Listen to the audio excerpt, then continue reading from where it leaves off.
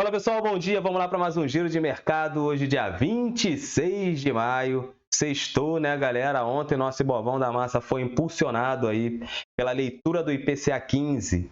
Então, mesmo com todo o fator que estava rondando ali a Casa Branca versus os republicanos ali no Congresso na Câmara, para poder elevar o teto de gasto, né, o teto da dívida norte-americana para evitar um calote, nós tivemos aqui um cenário blue, um cenário azul, conforme nós falamos ontem, né, no nosso giro de mercado pela manhã, que tínhamos cenário para o Ibovespa ficar de neutro para alta, certo? Mas quando veio o IPCA 15, eu falei, se viesse abaixo do esperado, com uma expectativa muito boa, né, um direcionamento muito bom para uma redução, isso seria muito positivo para o nosso Ibovespa e teríamos cenários para ficar acima, né? Então a gente surfou uma boa onda aí, um alívio para a galera que estava preocupada com as suas ações. Então fiquem todos tranquilos, beleza? Bom, quem vos fala sou eu, Vinícius Vilas Boas, assessor de investimento da XP Investimentos e sócio do escritório Cashwise, que é um escritório vinculado à XP que presta serviço de assessoria de investimentos, beleza? Bom, quem ainda não tem conta na XP, é só clicar no link, abra sua conta na XP, não tem manutenção, e assim que aparecer na minha base de clientes, eu chego e marco uma reunião com vocês para a gente poder direcionar a sua carteira para os seus objetivos patrimoniais futuros, beleza? Olhando para o mundo, hoje o mundo a gente vê Ásia e Pacífico fechando majoritariamente no campo positivo, né? Então, nós tivemos ali somente o futuro Hang Seng, que é o futuro de Hong Kong, fechando no campo negativo. Mas nós tivemos alguns fatores ali na Ásia que foram até interessantes. Essa leva positiva foi muito impactada pela sessão anterior nos Estados Unidos, que foi impactada ali pela Nvidia, que impactou o futuro Nasdaq, que impactou o S&P e jogaram ambos para cima, beleza? Mas nós temos ali uns pontos ali na Ásia que são interessantes a gente analisar, que o núcleo de inflação dos Estados Unidos, do Japão ali de Tóquio, né, excluindo os alimentos frescos, ele acabou subindo em 3,9%, né? Então é um ritmo que subiu a um ritmo muito mais acelerado do que o esperado. Então isso pode vir a ter algum tipo de movimentação na mudança da política monetária japonesa, certo? Porque isso acaba corroborando o que o pessoal já espera do Banco Central japonês, né? Uma mudança nessa questão que elas já têm uma política monetária muito expansionista já há bastante tempo, beleza? Bom, a produção manufatureira de Singapura teve uma queda de 6,9%. Isso é preocupante, porque aí mostra que começa a ter uma retração, né, ali nas atividades econômicas. Ainda não saiu o PIB, né? A gente não tem a leitura do PIB, mas mostra uma desaceleração na região. Então, isso não é muito bom, beleza? E outro ponto que tem ali, batendo sempre aquela tensão sino-americana, né? Aquela tensão entre Estados Unidos e China. Então, a guerra comercial, guerra dos microchips. E agora, os Estados Unidos sentiu, né? A secretária do Comércio dos Estados Unidos, a Gina Raimondo, nossa senhora.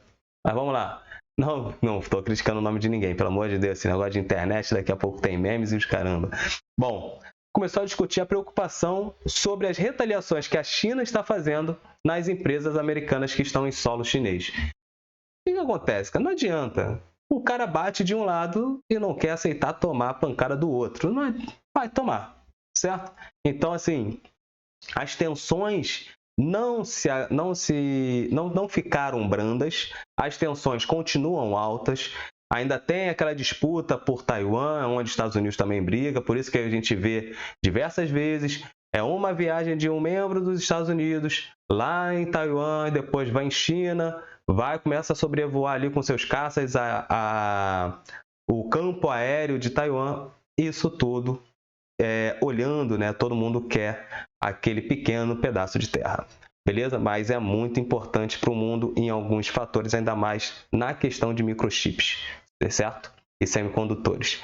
Bom, Seguindo aí a nossa pauta, nós temos aí a Europa que até abril começou a sessão levemente positivo, mas depois começou a ceder e agora já reverteu aí os seus ganhos e nós estamos aí com a Europa majoritariamente no campo negativo, certo? As tensões ainda, mesmo com uma sinalização que falta pouco para discutir, para resolver a elevação do teto da dívida, nós vemos ali a Europa revertendo seus ganhos, certo? Estados Unidos ontem fechou no campo positivo, né?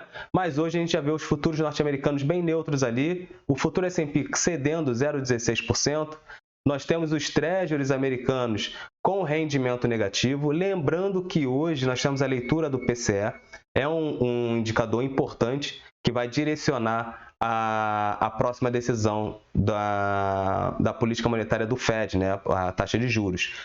Nós tivemos a fala, né, da presidente do Federal Reserve de Boston, a Susan Collins, mencionando que o Fed pode ter chegado ao fim de começar a parar o aumento da taxa de juros. Pode ter chegado ao fim desse ciclo, né, de aumento da taxa de juros.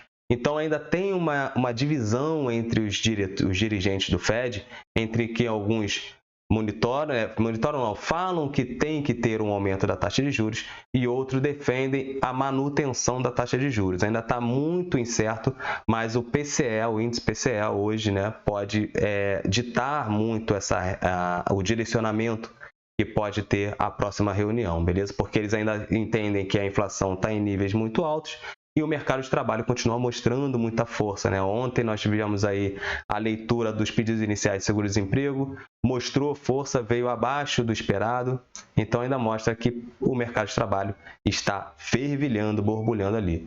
A teto da dívida, a Casa Branca e os republicanos indicam que ainda já estão muito próximos de um acordo, faltam ali, um ajuste fino de 70 bilhões, certo?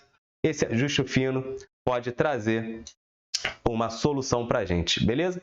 Bom, minério de ferro subindo quase 4%, isso pode ser positivo para a nossa Vale, deve ser positivo, e petróleo subindo quase 1% aí, estava até mesmo no campo negativo, mas agora já subiu aí para 0,85%, uma alta expressiva no petróleo, beleza? Bom, vou trazer para vocês aqui agora o nosso Ibovão da Massa para a gente seguir a nossa pauta. Ibov que subiu aí 1,15%, ficou muito bem na fita, ontem impulsionado pela leitura do IPCA 15, veio muito bem, até surpreendendo o Campos Neto, né, o presidente do Banco Central, depois ele teve algumas falas em algumas entrevistas, então isso acabou fazendo com que os DIs mais curtos, né, cedessem forte, e isso acabou animando bem os mercados, elevando aí o nosso Ibovespa para 1,15. Porém, olhando pela análise gráfica aqui no diário, a gente vê que o nosso Ibovespa ele não ganhou, né, o high low. Ele foi até aqui em cima e depois reduziu os seus ganhos, certo? Ainda reduziu os seus ganhos. Um pouco impulsionado, né, um pouco pressionado, na verdade, pela indefinição ali do teto de gasto norte-americano, porque o externo ainda acaba influenciando um pouco aqui dentro, natural, certo? Mas nós temos cenário para poder elevar e jogar esse Ibovespa para cima. Ganhando os 112 mil pontos, a gente tende a vir a buscar aqui os 114, porque aí nós tivemos uma alta, tivemos um recuo, e agora, se tiver mais uma alta, faremos aí topos e fundos ascendentes. Então, mostra num curto prazo o nosso Ibovão para cima, né? Olhando aqui no campo, ó, no semanal, aí deixa eu só retirar aqui a FIBO.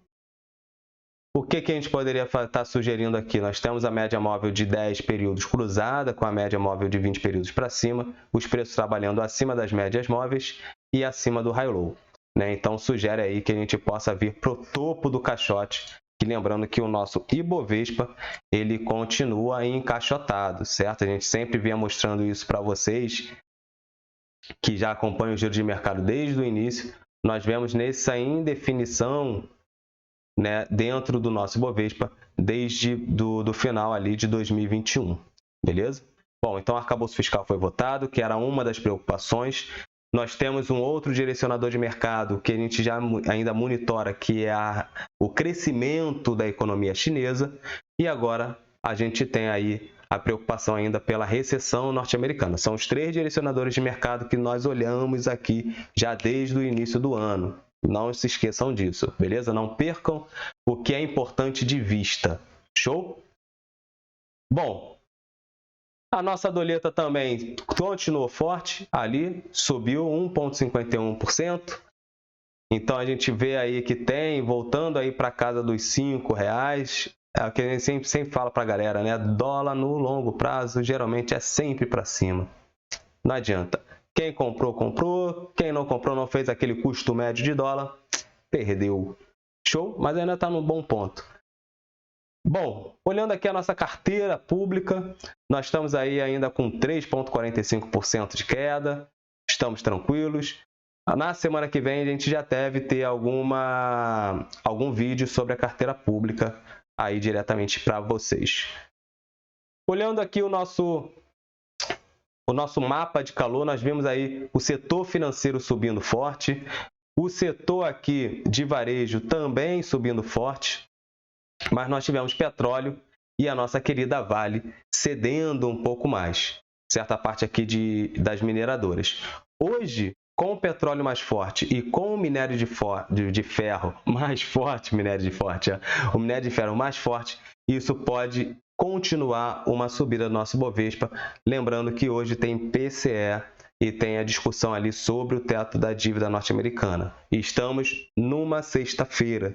A sexta-feira, geralmente a galera busca um pouco mais de segurança. Então, temos cenário para uma bolsa levemente positiva, de neutro para alta? Temos cenário sim, está positivo para o Brasil. Porém, nós temos o exterior com essa banana aí na mão, essa banana dinamite pode estourar a qualquer momento. Beleza?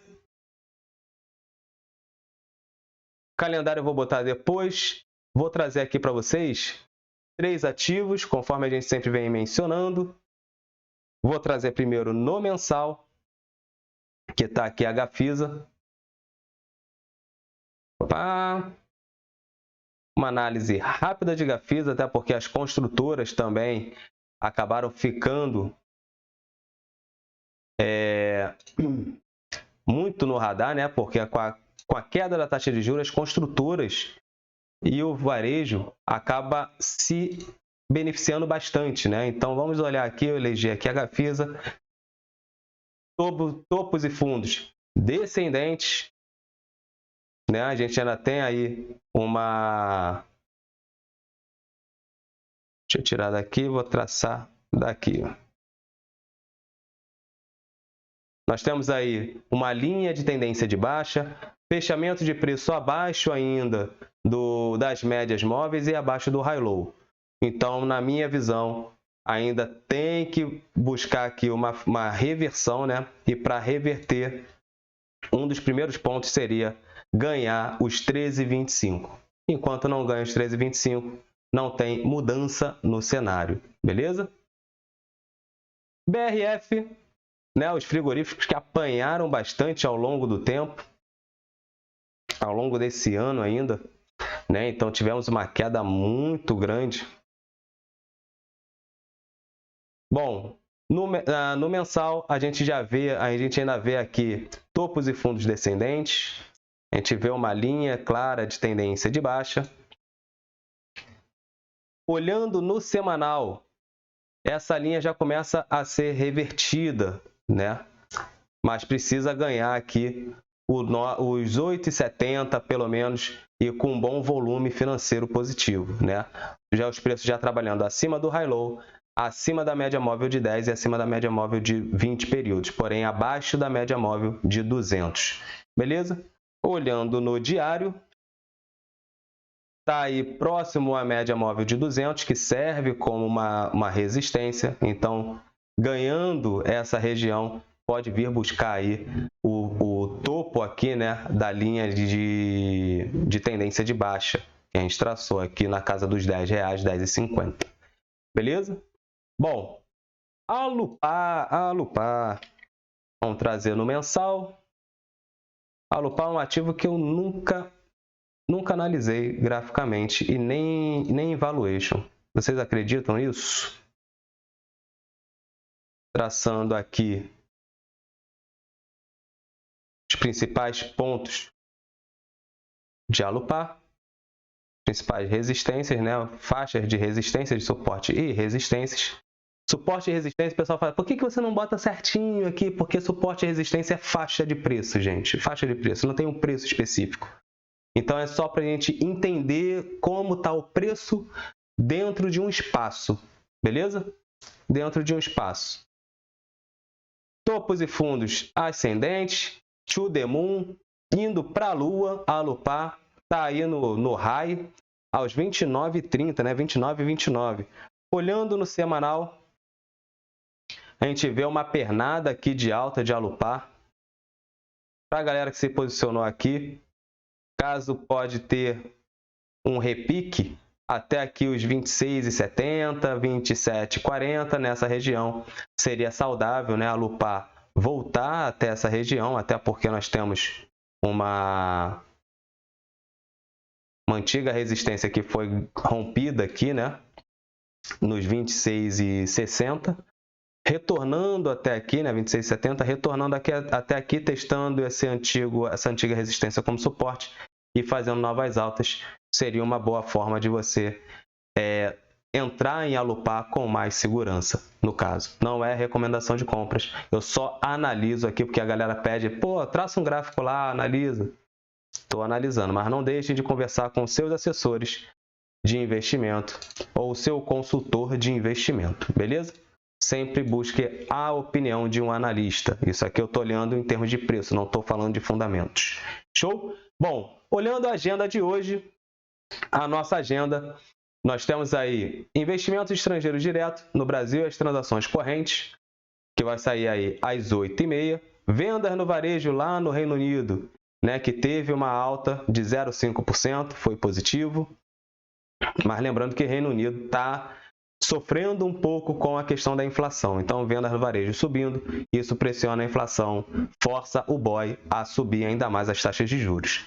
Nós temos agora aqui nos Estados Unidos, a partir de 9h30, o índice PCE, né, que é aqui a gente vai olhar como o consumidor está gastando o seu dinheiro. Esse é um dos indicadores que mais estão dando direcionamento para a galera do Fed, né, os Fed Boys e as Fed Womans, para poder tomar a decisão sobre a taxa de juros norte-americana, se vai manter ou se vai subir a taxa de juros, beleza?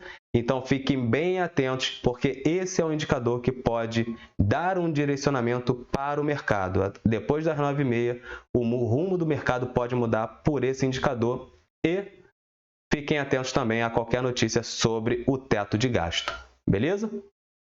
Bom, voltando aqui para o meu rostinho lindo, uma boa sexta-feira para vocês, um bom final de semana. Galera do Day Trade que não fez dinheiro até o momento, não opera mais hoje, só olha, aproveita para estudar e entender um pouco mais o comportamento do ativo que você opera.